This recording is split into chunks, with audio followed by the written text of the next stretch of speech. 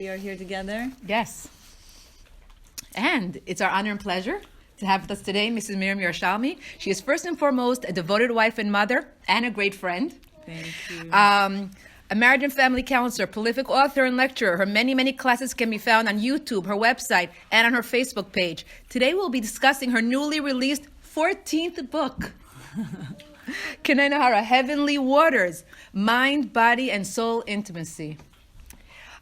This class is dedicated in honor of her son's upcoming wedding, Yecheskel to Menucha, Saban, so right? exciting. And we want to thank our gracious hostess, Mrs. Nechamadina Zarchi, for opening up her home so royally for us. Hashem should bench her and her family with all revealed good. Amen. Amen. So my question to you today, Miriam, when we discussed the title of today's class, we called it The Road to Intimacy. And then I said, 1 minute, isn't this based on your book about mikvah? So is it about mikvah or is it about intimacy? And then you said something profound. I mean, so simple but profound. You said, well, what is mikvah if not a preparation for intimacy? Yes. And that was like, wow. And that's what your book is all about, how every step had to be mindful that this is really has a deeper meaning to it and really is a way to get you closer in your marriage by doing this step. It's incredible. When for years and years, were trying to have Baruch Hashem babies, and they say that you should really study the halachas meticulously, and do whatever you can for Taharat HaMishpacha, so you'll have a segula for children. Yes, 8 years of studying and in-depth studying.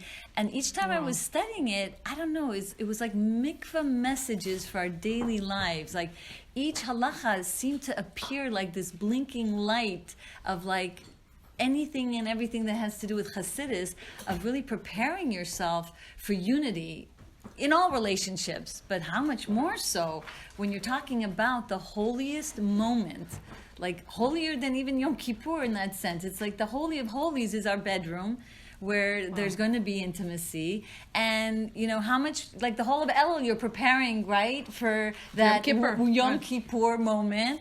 So like every month we have this opportunity to have like this Yom Kippur moment all over again with our spouse. And you're going to go through step by step of the mikvah preparations and how that serves to deepen your marriage, actually. Yes. Wow. Because so much of us, whether it's the stress of the day, whether it's, oh my gosh, another on the to-do list, that it takes away from, one, the joy of it all. Right. It's just like, I got to get this done. Right. Some people are so nervous and they are so anxious that about the mikvah because they're so pure and holy. They want to do it exactly right. They don't want to forget. They don't want to mess up. So that also can take away from the joy of the evening.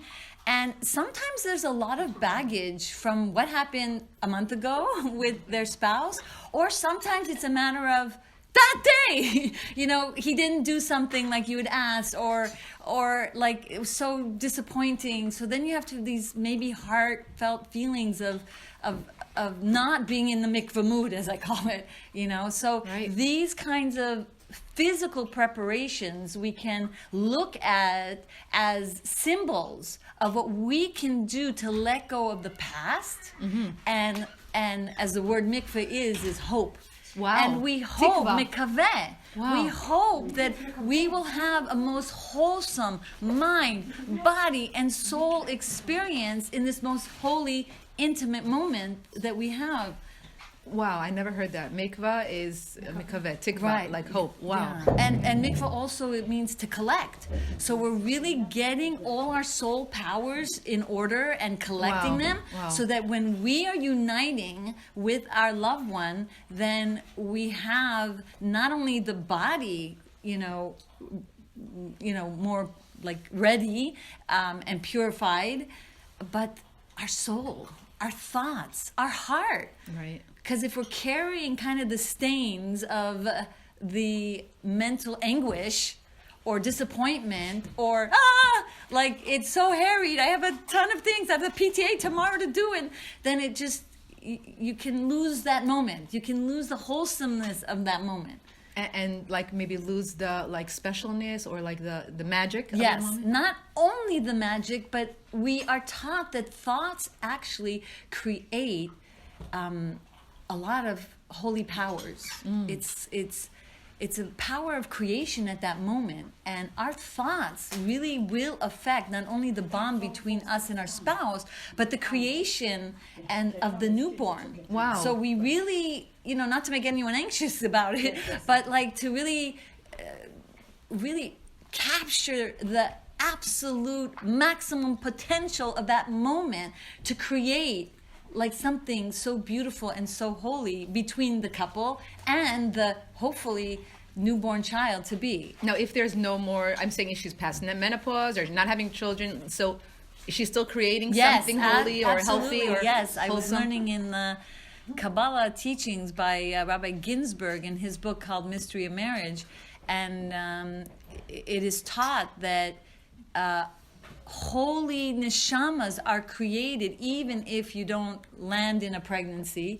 And first of all, there is enormous pregnancy of chesed that is brought down to your family and to your spouse, especially if you need like a little extra something to get him to that next level.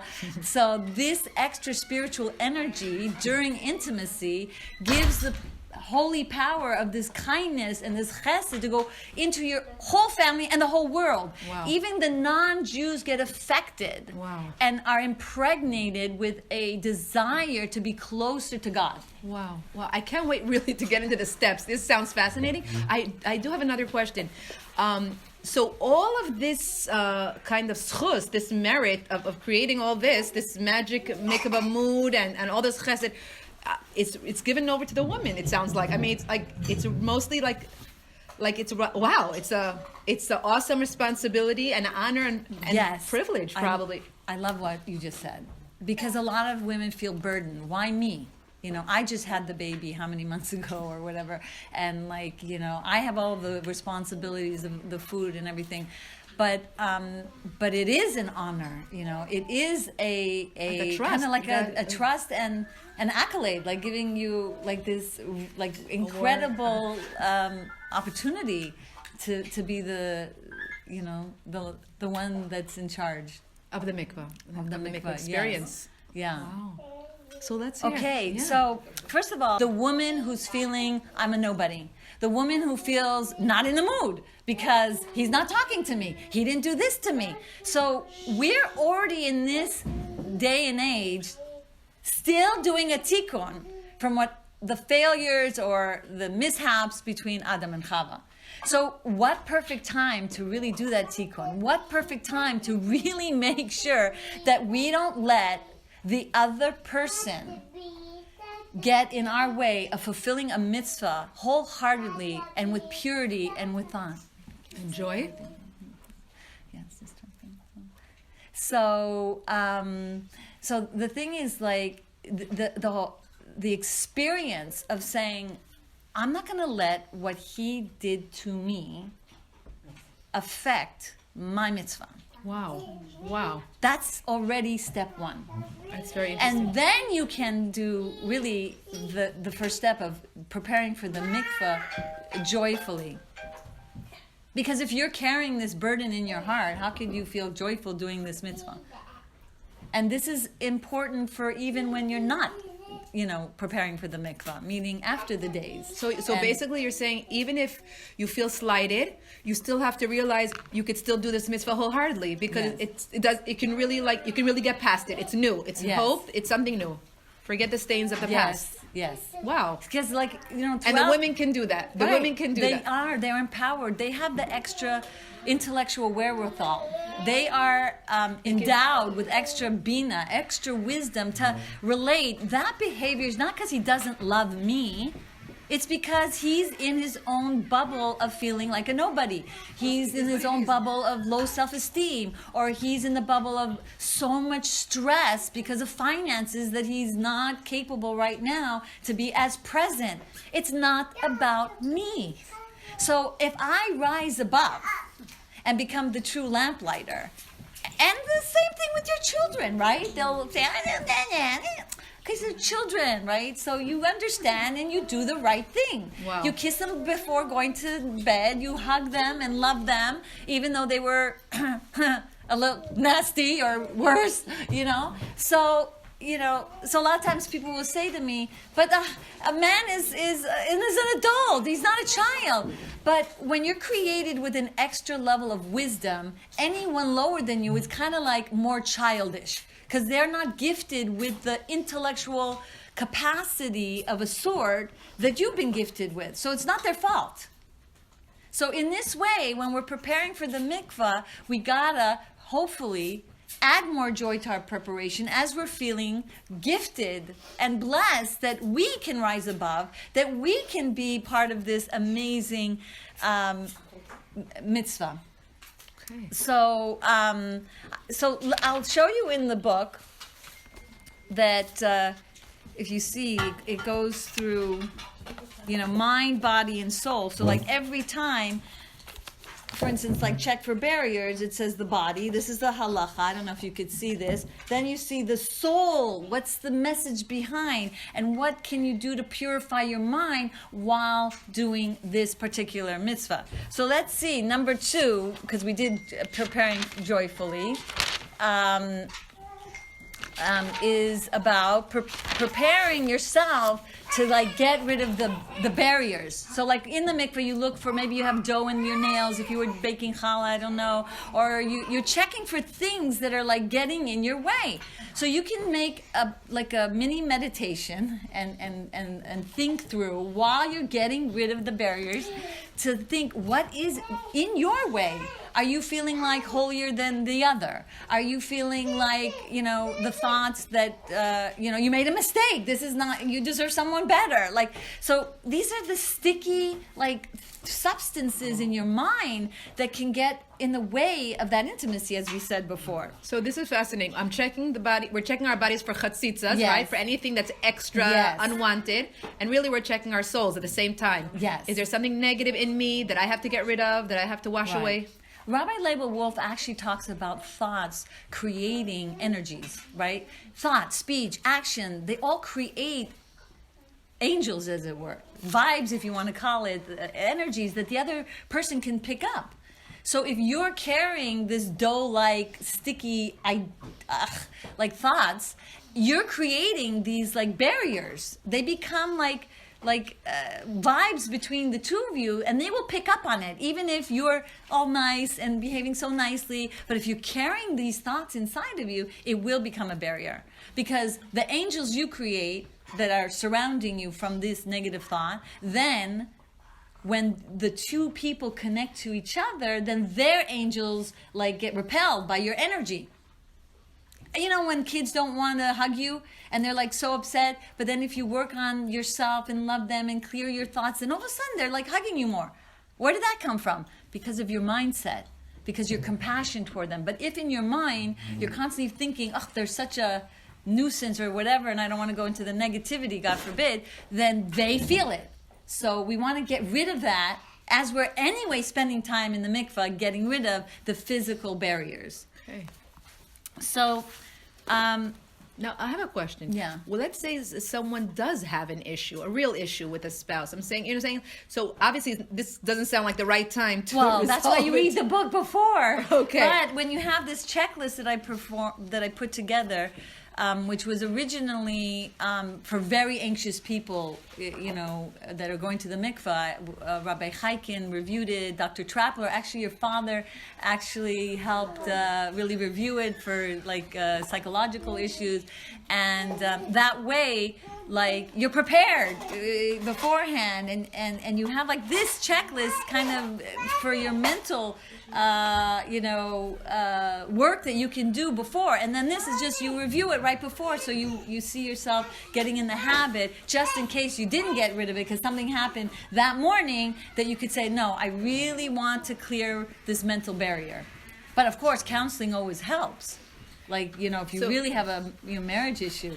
Right. So you're saying really like all the work, the marriage work should be done before the night of the mikvah. That's not the time to work. Amen. That's why I was so happy to put this in the book. So it's not just a checklist, and it's not just something quick, and it's deep. It's meditations, it's visualization to get you to really prepare for the experience. Okay, so we did number 2, Yes. checking our body for Right. barriers. So the third one is remove the barriers. So what are the barriers? Do you feel hurt? Do you have a hard time forgiving? That's a big one. Many people have a hard time forgiving. But as I was writing these notes, I was thinking, forgive, forget, for love. The 3-4. Forgive. Try your best to forget because you want for love. For what? Love? Love. You'll have a more loving relationship. You'll have a more capability to bond, unite. You'll actually give and empower them to become better people. Because actually the Rambam teaches us that in Hilchos of forgiveness, that you empower, according to the Rebbe's teaching, you empower the other one to do tshuva when you forgive. Wow. But if you're carrying this barrier and you didn't remove it, then they're kind of more stuck to stay in that like icky behavior or negative. Okay. Yeah. So we have to try to remove judging unfavorably.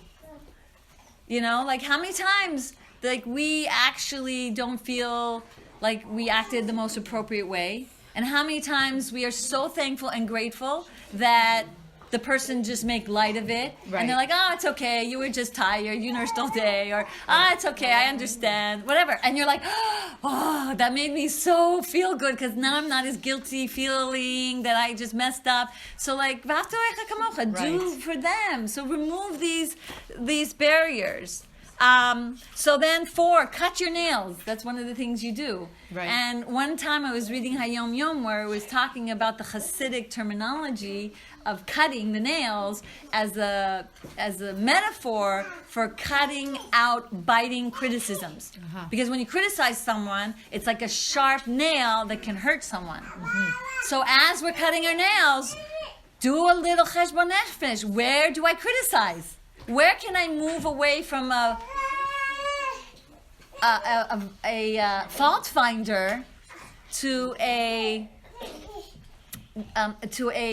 virtue finder? Where can I stop myself from criticizing? Again, v'aftarecha kamocha. You know how it feels when someone criticizing, not any positive thing. And you know the difference when you feel someone gave you a compliment. Your whole day, even like a whole week, you're writing on that compliment. Cut the criticisms.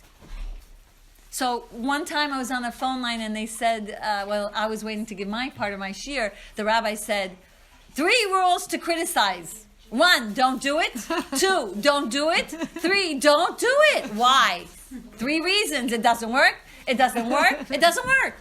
So this is a perfect time. You're anyway busying yourself. Why not maximize the nails. moment Right. while you're cutting the nails to check where are you cutting with your nails that aren't hard? And this is critical factor because we're about to unite, right? And then like all of a sudden, oh, you didn't take a shower yet? Or, oh, you're always late? And like, you know, when people criticize you, do you want to go spend time with them? No. So even people's oh, it's being recorded. So questions and any comments, just because it's a private, okay, sorry. no, I mean because it's being recorded. It's a kind of touchy subject. No pun intended. Okay. So here we did cut the nails, and so the word for tochacha, which is coming from the gematria toch ahava. So if and when, not before the mikvah, hopefully, but if and when needed to make them informed of something, make sure that you're saying it first with like some compliments and with loving, and then toch ahava, with love, talk about maybe the issue that needs absolutely to be discussed without criticism, without making them feel like a loser, and with peh, which has the gematria of chesed and ahava. Wow. With your mouth, to have love and kindness around this most sensitive topic of telling them what you need to say that's been disappointing. So we did cut the nails, and then we can go to, oh yes, hot water, please. Especially living in New York when it's snowing and you just want that feeling of hot water. So when you're in the mikvah, like I've been in places where the hot water didn't work. It was like in freezing cold places. I remember walking in the snow an hour. Like, by the way, I have to say, I was like, I'm not in the mood. A whole hour I was sickly. I felt I had a fever. And I'm like, no, I'm going to walk. Where? And it was snowing. Oh my gosh. And then the water wasn't so hot. So it's just reminding me of this story. But by the way, I went to the mikvah, no flu. It went away. Wow. Even though I walked in the snow so cold for an hour. Miracle. Yes, Yeah. yes. So anyway, so hot represents passion, love, warmth. We are trying to use hot water here. Where have we been cold this past month? Where has our heart been stonewalled, blocked?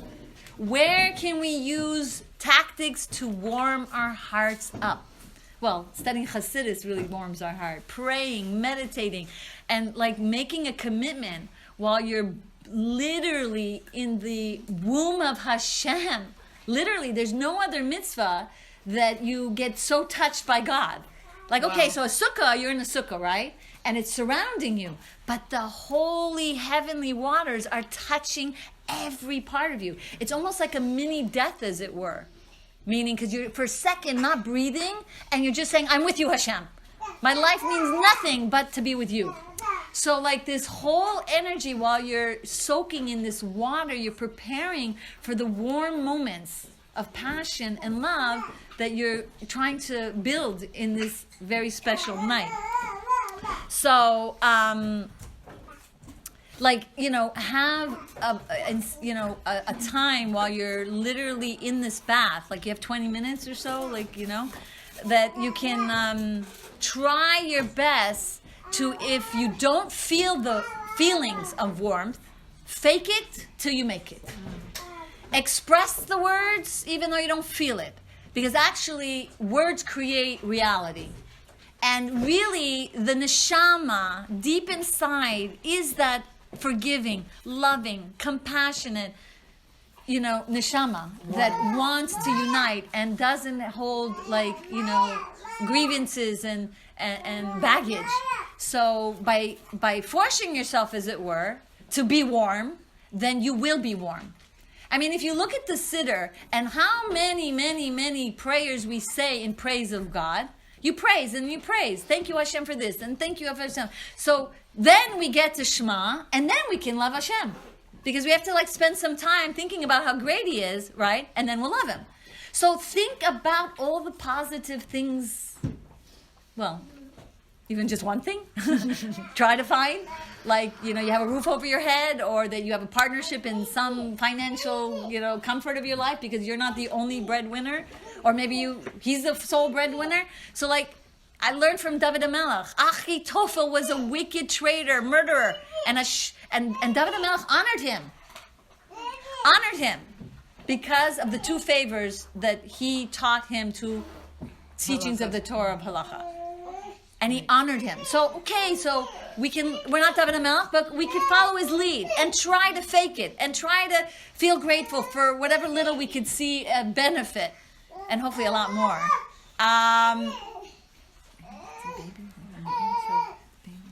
So, yeah. So then, you know, in this way, our passion will grow, you know. So then we can, get over the bumpy moments more easily. We can more focus on what is positive and then cultivate in that. Because when you think positive, think good and it will be good, but it literally creates a reality. So many medical researches on how when you think that this, let's say, rat is a genius rat, excuse the example, and this rat is like a challenged, mentally, slow rat, what the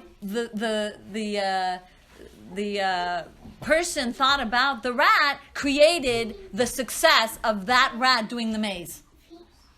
A rat. Amazing. They were both the same rats. But the thoughts created the rat to have a super easier time to succeed or fail according to the thoughts. So it's so important. This is the time to like really purify our insides so that we can get to that level. All right, so then 6. Let's do number 6. And 6 is Cutting the wash nails. the body. So now that we immersed in the passion of our love of Hashem, in the passion of thinking of all the great feelings of gratitude we have for our spouse, and now we could really wash the body of any and extra things that are creating additional blockages.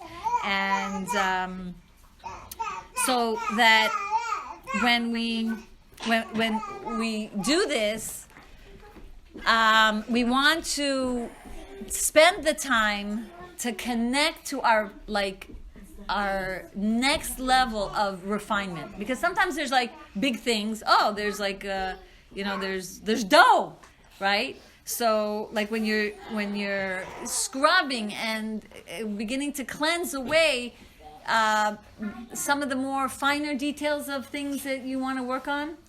So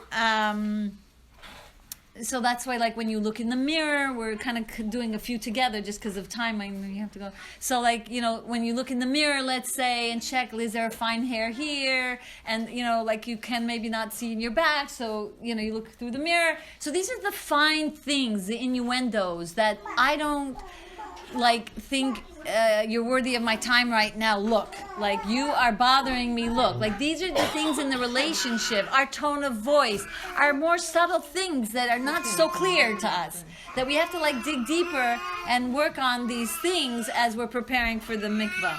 And of course, we're just gonna jump a little ahead. Heart and soul is and if you notice when you're walking to the mikvah, at the last step before you go in, you look at your feet, make sure everything is clear.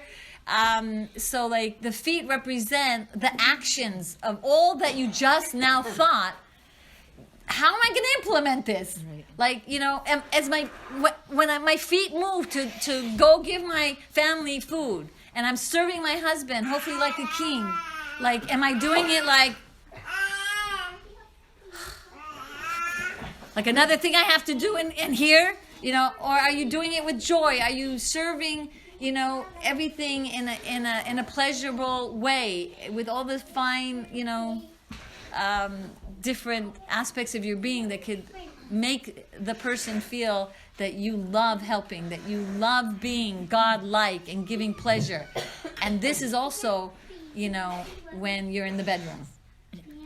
So, when you're going into the mikvah finally, and you're sensing this wholeness and again, being kissed by God and embraced by God, by the heavenly waters in the mikvah, you can begin to feel beautiful like a kala all over again. And spend the time, what did you feel like when you were in the mikvah? The first time, when you were getting ready for intimacy. How exciting was it for you? How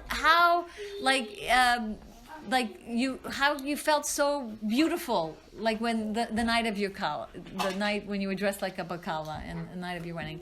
Anyway, so this is just some of the stuff that's here to help. I wanted to also mention that, and this is a sensitive topic, but it's very important, because a lot of women sometimes, because they're so holy and they want to do everything so right, they might be misinformed about what's acceptable, what's asur, and it's just a word of advice to women.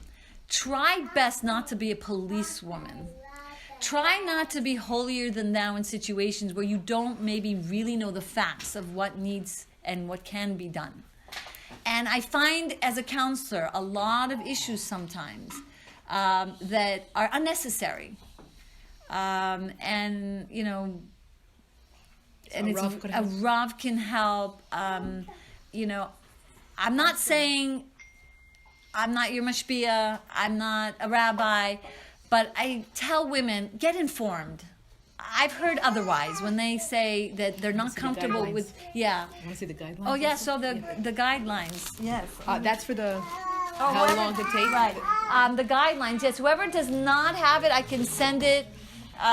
It's a beautiful little booklet. It's laminated, so you can take it to the mikvah. So those of you who came later, they're a gift for you. And also, we have another mikvah booklet to give you, and as a present for coming. And those of you who want it, I will send it to you. You can email me, Miriam Yerushalmi 18@gmail.com, or WhatsApp. For those of you who have my number. So this is for people who suffer from. This is also for people who suffer OCD in the mikvah, which I was going to talk about. It's just basically for everyone because it helps the person not be nervous and anxious. I was working with someone who had OCD, and I noticed there's nothing really around showing how much time for everything. Because like she was doing a lot of minutes on her teeth, and many women. And so, or in the preparation stage. So this just shows maximum time and minimum, so that you're well informed. You don't have to spend a whole hour in the bath. Wow, and this is all rabbinically All guided. rabbinically, Rabbi Chaikin, and by a psychiatrist, Dr. Trappler, who spent time with me also. Wow. And the mikvah.org of Crown chesed. Heights Beautiful. also was involved in putting this together and helping them. So thanks to all of them. Well, we're all going to get one here? Yes, we're all going to get one. So whoever doesn't get one now, I'll just give it. And I also wanted to mention some books. Let It Be Between Us, Luba Perlov, who wrote amazing miracle stories, which I have some miracle stories in my book. I'll just mention one of them that I came across. I was in Israel, and someone was having severe panic attacks, and no medicine and no anything was helping them. And we got to speaking, and before we know it, it ended up she had stopped going to the mikvah. Wow. And that's when the panic attack started. Wow. So she made a hachlata to go back to the mikvah, and her panic attacks were gone. Wow. So sometimes mental, emotional, psychiatric issues can be just the fact that someone is out of sync with their spiritual vessel. And Kaylee, many women not pregnant that were in my students in my class, I directed them to go to Sarah Carmeli to learn with her the mikvah laws, and they got pregnant that month. And these are her stories are also documented in this book. Also, there's another amazing book by Rav Dov Ber Pinson on mikvah. Amazing. Every word of these books can really help you get in the mikvah mood. Thank you so much, Ms. Miriam. We really gave us some good things to think about and work with. Yay! I want to just say, a woman read my book.